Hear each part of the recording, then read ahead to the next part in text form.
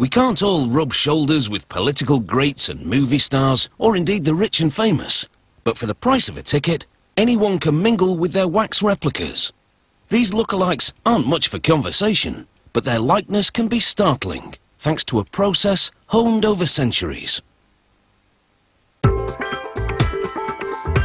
Famous faces come to life in beeswax, so it's almost like seeing them in the flesh.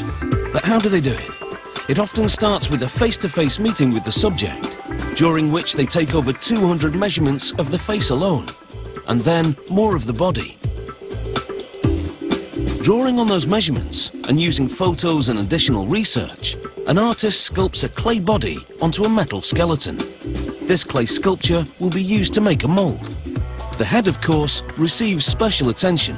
They sculpt it in stages, and this takes about 6 weeks.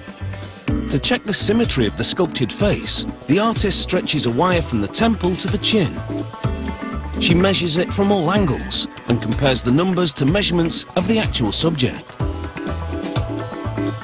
Every single aspect of the clay face must mirror that of the subject's precisely. So even if it's slightly off, she makes adjustments. Here she redefines the teeth a bit more. And then she tweaks the hairline.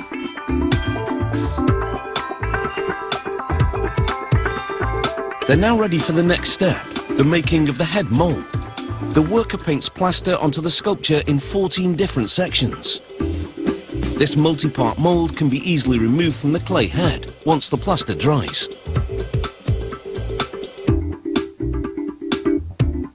After the clay head has been discarded, they give the reassembled mold a quick rinse. The wax artist turns the plaster head mold upside down and slots it into the wax bench, so named because it secures the mold during the wax casting. They melt blocks of Japanese beeswax and funnel the liquid wax into the neck of the plaster cast. They let it set for an hour, just long enough for the wax to solidify and form a thick crust around the inside of the cast. The artist removes the crust at the neck and pours out the rest of the wax, leaving a hollow wax face inside.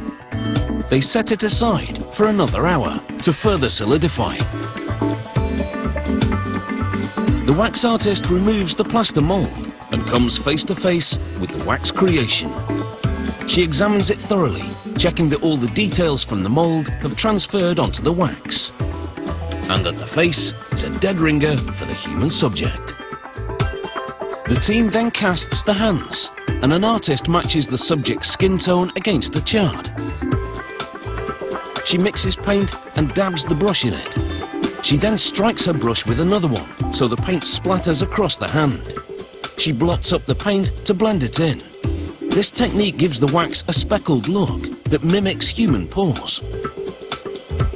She paints on knuckles, veins, and distinctive markings to mimic those of the subject's hands. She gives the nails a manicure to make the hands look identical to the subject's.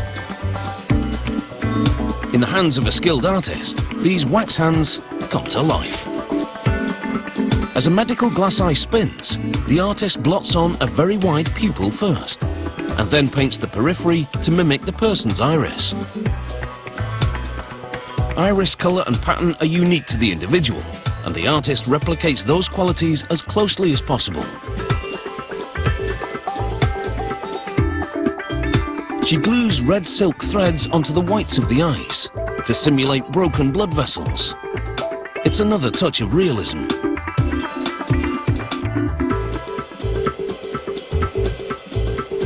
They slot the eyes into sockets in the wax head. Then the wax figure is ready for its hair. Actual human hair matched to the subject's. They pierce the wax with a hot needle to insert each hair individually.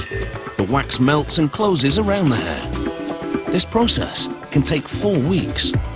They also plug in brows and lashes, and then brush on paint like makeup.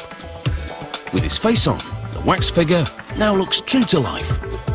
Once completed, wax figures get movie star treatment. Their hair is washed and styled regularly, except for Bruce's, obviously, and their clothing is routinely dry cleaned. It all adds up to a work of genius.